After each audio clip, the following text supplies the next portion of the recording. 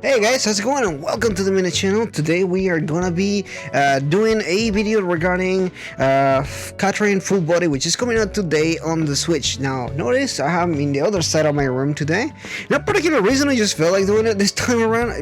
My chair was literally already here, my camera was already pointing away for some direction. And I was like, you know what? I'm too lazy to change that at this point. We're just gonna go ahead and get started with the video. And why should you even play Catherine Full Body on the Switch? And why? And how and everything. I don't know. So, a couple things about Catherine Full Body. If you don't know what it is about, I'll give you a little bit of information here. Catherine Full Body is a remake or remaster rather of the original Catherine, which came out roughly about 8 years ago in the PS3 and Xbox. So it's a new game, but it's been out for some time. It was made by the same team that made the original Persona 5 and Persona 3 and 4, correctly, yeah.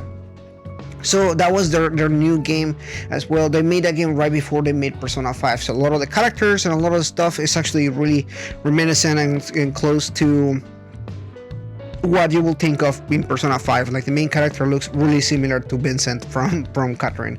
So what is Catherine about? Catherine is a mature game. It's completely different from what you expect from a Atlas game, completely different from what you expect from a RPG and everything, because it is not an RPG. It's a interesting story based around Vincent, who has been having these nightmares regarding some things that is going on in his life. Basically, he is with his girlfriend and who's soon to be wife or fiance, whatever, and he cheated on her with this other girl whose name is also Catherine with a C, and now he has struggled with that. Now their new character Ren, who is also a brand new character into Catherine, she is again a new character. She joins the story as somebody that he also kind of had this relationship with Vincent as well. So now we have three separate characters, and Vincent is kind of juggling around the idea of who he's gonna end up with. While this is happening, you also have two separate things going on at the same time with story.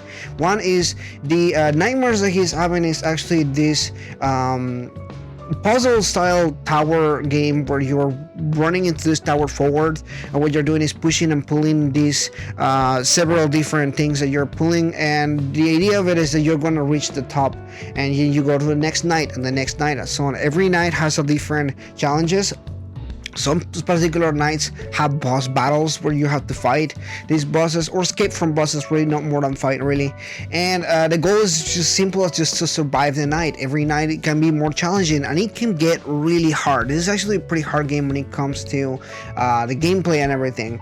It's not forgiving at all. If you were thinking of puzzle games, this is a pretty hard puzzle game overall. Again, it has no RPG mechanics at all in this one, but it is focusing on the gameplay aspect, and it is pretty important.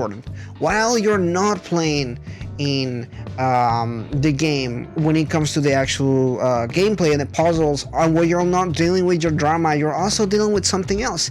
There's this social hub area where you're standing. I call it a social hub area, but it's basically a bar, a straight ship. That's where you're spending most of your time. Most of the story is actually driven to that particular place.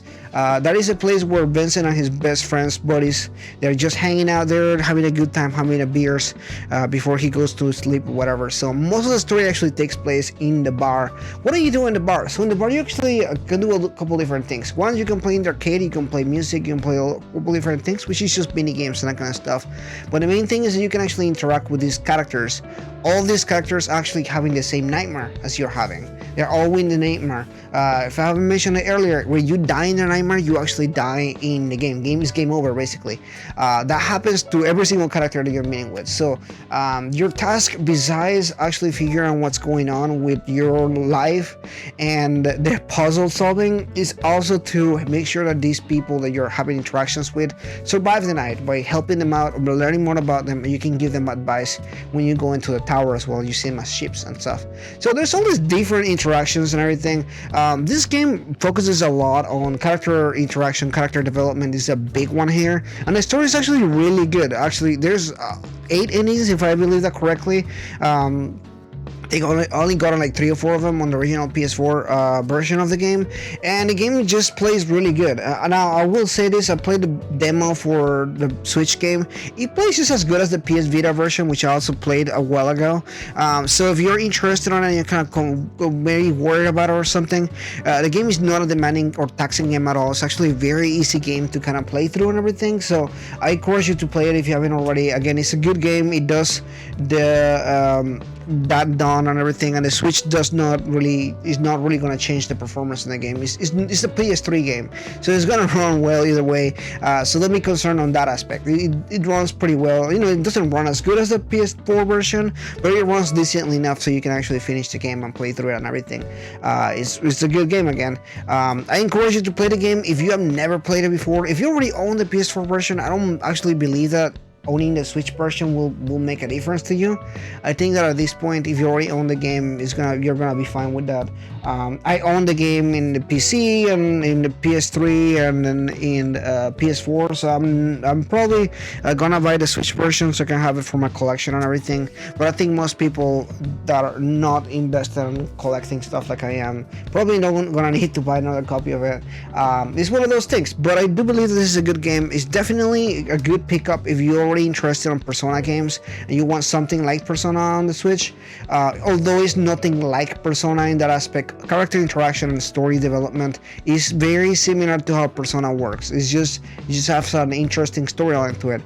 This one is a more mature game though, so although you probably see more of an animated side of things like in the original Persona games, this one does have focus on things like sex and drugs and alcohol and that kind of stuff. So if you're underage, this may not be a game that your parents want you to play, opposed to Persona, which is more lighthearted and doesn't really focus on that too much. This game's main focus is that kind of stuff. So I do want to say that right as well. It's just something that some people are touchy on and everything. So just fair warning on that end. If you're trying to get your parents to get you a copy of it, just know this game does focus on a lot of that aspect. So it may not be the game for you at the moment in your life or something. Overall, I do believe that this is a great game series. It has several endings, although the story is not super long, and you can probably finish it in about, I'll say 15-20 hours, even 30 hours if you re-drag it for too long with puzzles and stuff. However, one thing that I think about this is it has a lot of replayability.